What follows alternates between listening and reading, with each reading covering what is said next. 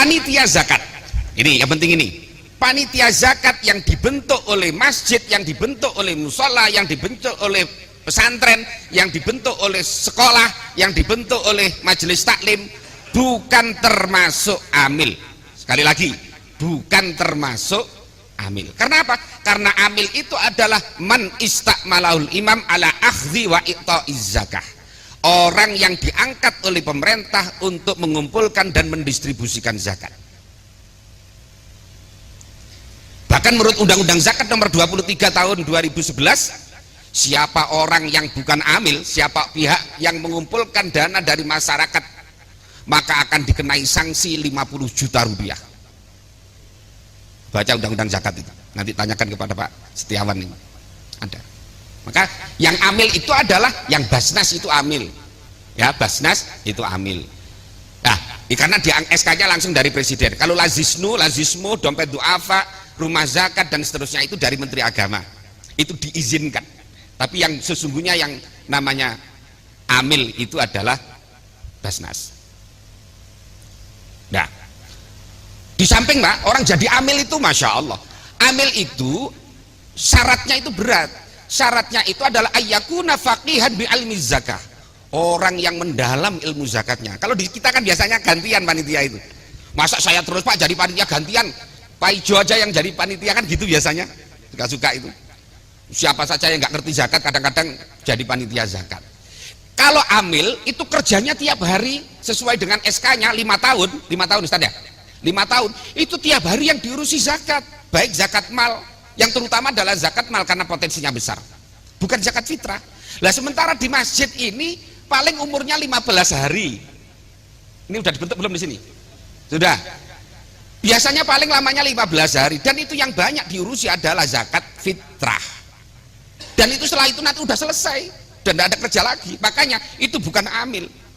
Karena amil itu orang yang nanti berhak menerima bagian dari zakat. Nah, kalau panitia zakat tidak boleh, karena bukan amil, tidak boleh menerima bagian dari zakat. Kalau menerima nanti tidak sah zakatnya orang yang bayar zakat kepada panitia itu. Satu. Yang kedua, perhatikan, panitia itu terus siapa? Panitia itu adalah wakil dari muzaki, wakil dari orang yang bayar zakat, bukan wakil dari mustahik.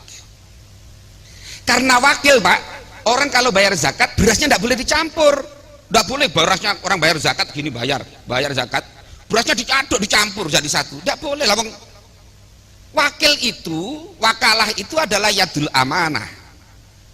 Lah kalau umpamanya Ustadz Sustrisno bayar yang harganya 15.000, Ustadz siapa namanya? Panjenengan?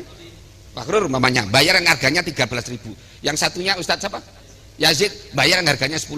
Lah nanti dicampur. Lah katanya Ustadz Sustrisno, loh, lah punya saya kan yang mahal, masa dicampur dengan yang itu? Yang pertama. Yang kedua, dalam kasus zakat fitrah, orang yang bayar zakat fitrah, orang itu bisa jadi juga berhak menerima zakat.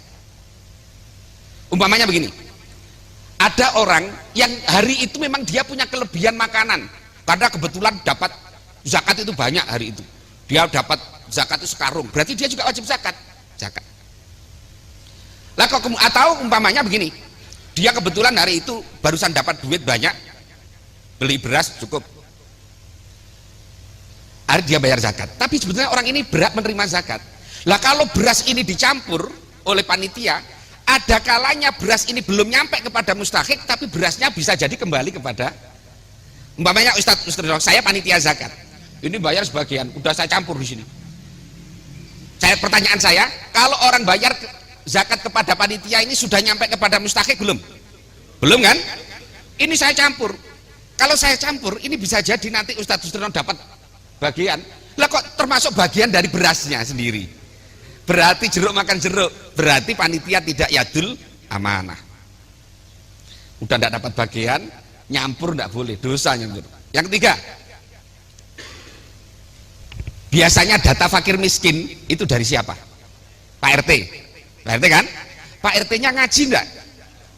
Pak RT-nya ngerti nggak siapa yang disebut dengan fakir, siapa yang disebut dengan miskin, siapa yang disebut dengan sabilillah, siapa yang disebut dengan ibnu sabil dan seterusnya. Jangan kayak kasus BLT. bantuan langsung tunai itu, kalau Pak RT daerah saya itu yang dikasih itu ternyata besannya, ponaannya, pamannya, adiknya, menantunya. Lah kalau zakat juga datanya seperti itu, akhirnya panitia zakat memberikan kepada yang tidak berhak. Kalau zakat diberikan kepada yang tidak berhak, sama dengan belum membayar zakat. Dosa panitia, Pak RT juga. Dah, satu. Yang kedua, contohnya lagi, data yang masuk kepada Pak RT, giliran mau dibagi, orangnya mudik. Karena orangnya dari Madura, kayak Ustadz Yazid dari Madura, ini dari Jawa. Yang banyak Jawa itu pada mudik. Giliran mau dikasih, akhirnya orangnya mudik. Beras akhirnya disimpan oleh panitia di masjid, nunggu setengah bulan datangnya.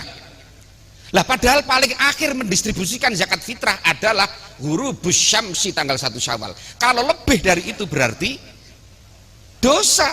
Udah panitia ini tidak dapat bagian, nyampur tidak boleh, terlambat dosa, salah juga dosa.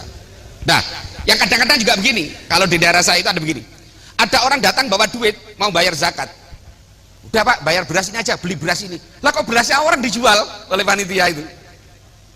Berasnya orang, berasnya mamanya Ustadz Sutrisno ini bayar pakai beras, Ustadz aja datang pakai duit, udah beras ini aja dibeli. Lah kok berasnya orang dijual? Namanya tidak amanah ini, tidak sah itu. Menjual berasnya orang sah apa tidak? Ya enggak. Karena perintahnya Ustadz Sutrisno ini adalah ini beras ini supaya dikasihkan kepada mustahik, bukan dijual. Lah kok malah ada juga dijual untuk beli kantong plastik, jual dari harta zakat. Waduh, minal ngawurin ini ya.